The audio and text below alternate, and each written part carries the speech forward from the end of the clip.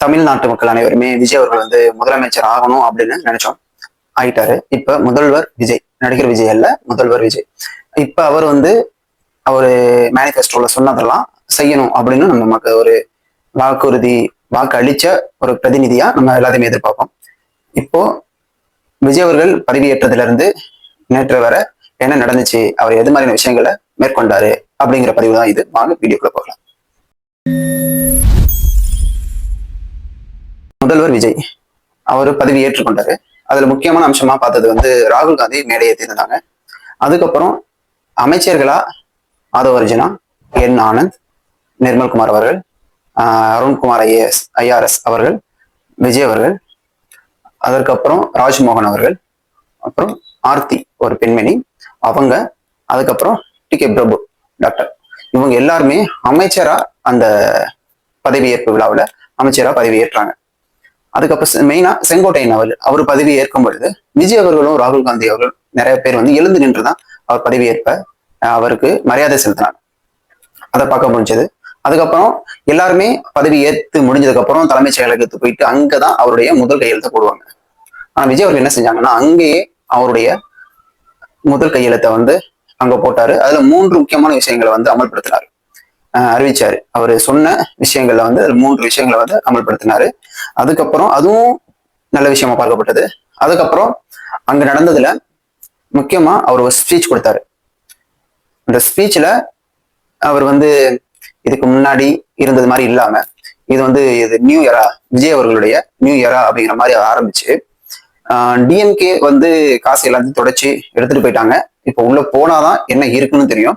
ஏன்னா பல கோடி ரூபாய் அமௌண்ட்டை வந்து கடன் வாங்கி வச்சுட்டு போயிட்டாங்க அப்படிங்கிற மாதிரியான ஒரு விமர்சனத்தை வச்சுட்டு ஆரம்பமே இது இப்படி இருக்கும்னு யாரும் எதிர்பார்க்கல. அது அவரை பதவியேற்பு விழாவிலேயே அங்க வச்சாரு.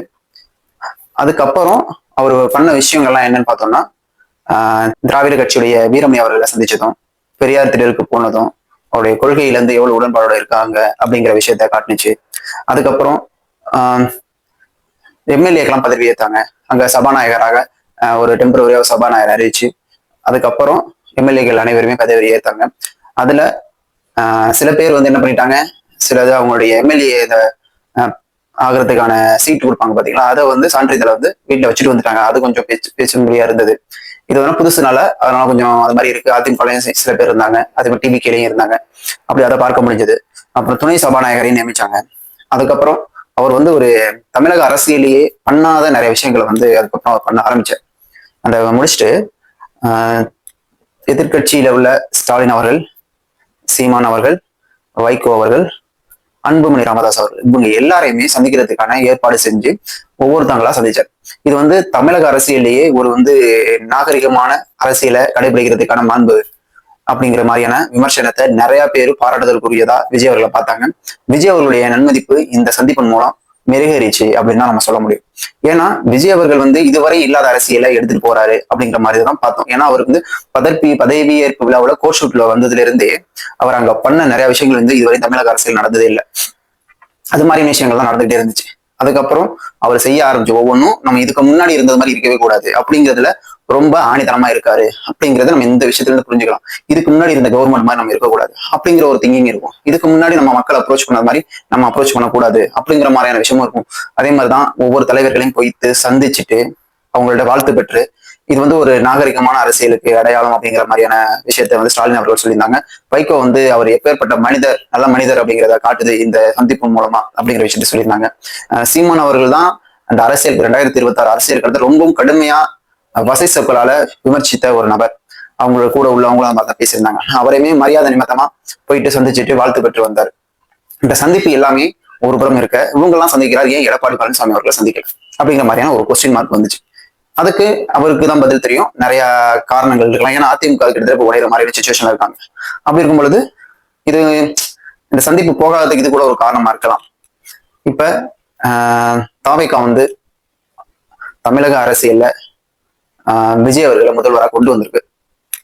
விஜய் அவர்கள் இதை ப்ராப்பரா கையாண்டு ஒவ்வொரு விஷயங்களும் செஞ்சு மக்கள் மனதுல இடம் பிடிக்கணும். இனிமேலுக்கு தான் அவருக்கு ஆக்சுவலா பிரச்சனையே ஸ்டார்ட் ஆகும். ஒவ்வொரு விஷயத்தையும் ரொம்ப கவனமா செயல்படணும். எந்த விதத்திலுமே இவர்கள் தவறு வராது, வரும், வராம இருக்காது கண்டிப்பா. அதை எப்படி கையாளுறாரு அப்படிங்கிற ஒரு விஷயமும் இருக்கணும். எல்லாரோடையும் அனுசரிச்சு போற மாதிரியான விஷயங்களை தான் அவர் முன்னெடுப்பாருங்கிறது இந்த அணுகுமுறையில தெரியுது. யாரையும் நான் பகச்சிக்க மாட்டேன், எல்லாரும் தேவை. ஆனா அரசியல் வரும்பொழுது சில விஷயங்களை பண்ணிதான் ஆகணும் அப்படிங்கிற மாதிரியான விஷயங்களை தான் அவர் செய்ய ஆரம்பிச்சிருக்காரு. பார்ப்போம் பொறுத்திருந்து என்ன மாதிரியான விஷயங்களை இனிமேலும் அவர் முன்னெடுக்க போறாரு. இன்னும் நிறைய விஷயங்கள் இருக்கு. வாக்கெடுப்பு நடக்க போகுது 13ஆம் தேதி. அதுல அதிக பெரும்பான்மை பெற்றா தாவேக்கா கன்ஃபார்ம் பண்ணுவாங்க. அதிமுக அவருக்கு ஆதரவு கொடுப்பாங்களா இல்லையாங்கிறத நம்ம பொறுத்திருந்து பார்க்கலாம். நன்றி.